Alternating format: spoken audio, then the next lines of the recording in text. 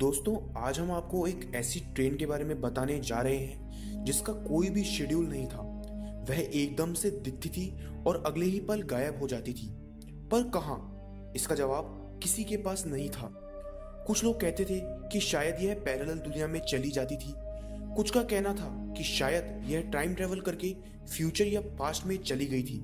पर अभी भी इस बात से पर्दा नहीं उठ पाया है कि दरअसल यह ट्रेन कहाँ चली जाती थी।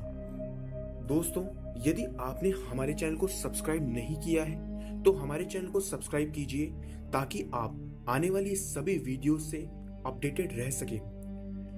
बात सन 1911 की है, जब 14 जून 1911 में रोमन रेलवे ने एक एडवर्टाइजिंग कैंपेन रखा था जिसमें वे अपनी नई ट्रेन का परीक्षण करना चाहते थे।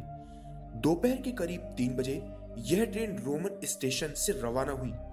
इस ट्रेन में लगभग 106 लोग थे और वे आसपास की प्रसिद्ध जगह देखने निकले थे। इसके लिए उस ट्रेन को लगभग 1 किलोमीटर लंबे टनल को पार करना था जो कि एक पहाड़ के बीच से होकर गुजर रहा था। मगर हैरान करने वाली बात यह थी कि जैसे ही ट्रेन उस टनल में गई उसके बाद उसको दोबारा किसी ने नहीं देखा। ट्रेन के गायब होने से कुछ समय पहले 2 पैसेंजर्स आखिरी मिनट पर उस ट्रेन से कूद गए थे और उनका कहना था कि उन्हें ऐसा लग रहा था कि कुछ अजीब घटित होने वाला है। जब उनसे उनकी घबराहट की वजह पूछी गई तो उन्होंने बताया कि ट्रेन के टनल में घुसने से कुछ समय पहले उन्हें कुछ आवाजें सुनाई दी थी और एक सफेद धुआं टनल के एंट्रेंस पर दिखाई दिया था। जब वहां के लोगों ने उस ट्रेन की खोज की तो उन्हें वहां कुछ नहीं मिला। घबराकर उन्होंने उस टनल को ईंट पत्थर की मदद से बंद करवा दिया। लेकिन इस रहस्यमय घटना का अंत यही नहीं हुआ।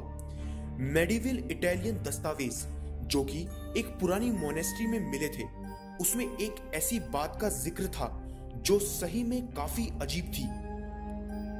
उन दस्तावेजों के अनुसार मोनेस्ट्री के सामने एक बार एक गाड़ी आके रुकी थी।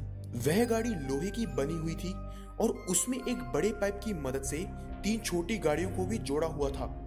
इस पाइप में से काले रंग का धुआं उठ रहा था।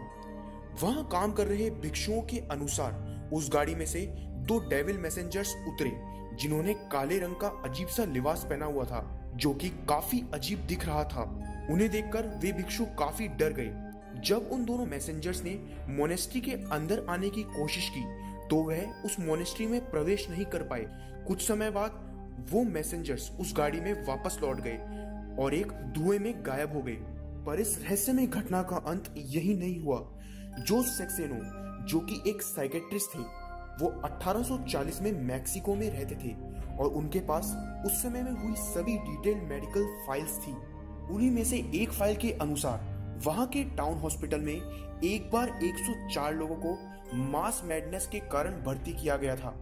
और चौंकाने वाली बात यह थी कि उन सभी की स्टोरी बिल्कुल एक जैसी थी और यहाँ तक कि वो सभी पेशेंट्स इटालियन थे।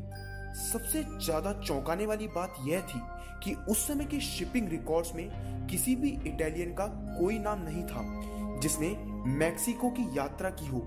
इस पूरी घटना की सबसे विचित्र बात यह थी कि उन सभी लोगों का कहना था कि वो सभी रेलवे के रास्ते वहां आए हैं और वो भी रोम से। लेकिन ऐसा हो ही नहीं सकता क्योंकि कोई भी ट्रेन उन बड़े ओशंस को पार करके कैसे रोम से मैक्सिको आ सकती है। हम नहीं जानते कि उस ट्रेन और उसके पैसेंजर्स के साथ क्या हुआ होगा। हो सकता है वो लोग अपनी आम जिंदगी में वापस लौट गए हों और बाकी का जीवन अपने परिवार के साथ बिताया हो। लेकिन हो सकता है कि वो घोस्ट ट्रेन अभी भी स्पेस या टाइम लूप में कहीं चल रही हो। कई लोगों ने ऐसे दावे किए हैं कि उन्होंने आज के समय में भी इस ट्रेन को देखा है। तो दोस्तों, हम उम्मीद करते हैं कि आपको आज का वीडियो पसंद आया होगा और अगर ऐसा है तो हमारे चैनल को सब्सक्राइब करना ना भूलें। मिलते हैं नेक्स्ट वीडियो में, तब तक के लिए धन्यवाद।